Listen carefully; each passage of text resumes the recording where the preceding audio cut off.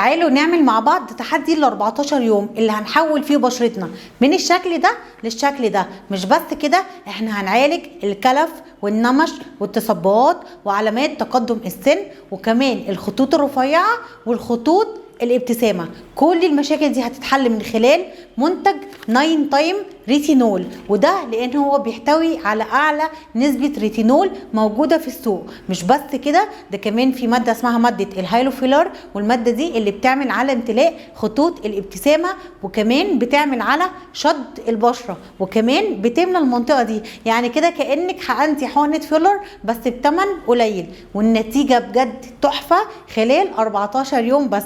حابة اشكر الشركة دي لان هي شركة مصرية وبجد اثبتت جدارتها. مش دي اكتر حاجة عجبتني في المنتج ده، كمان ثمنه بالنسبة لاسعار الريتينولات التانية حتى لو شركات مصرية تعتبر كويسة جدا. جيبوا المنتج ده وجربوه وقولوا لي رايكم. بس اهم حاجة طريقة الاستخدام. احنا بناخد بامب واحد وبنحطه هنا في المناطق دي وبنبعده خالص عن العين، لان هو لو قرب من العين خاصة لو عينك كانت حساسة ممكن عينيكي تفضل تحرقك.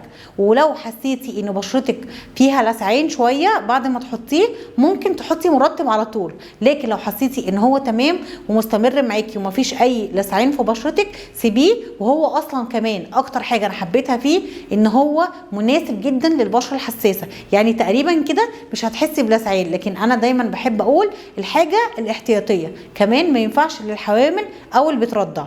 ما تنسوش تجربوا المنتج وتقولوا لي رايكم فيه. مع السلامه.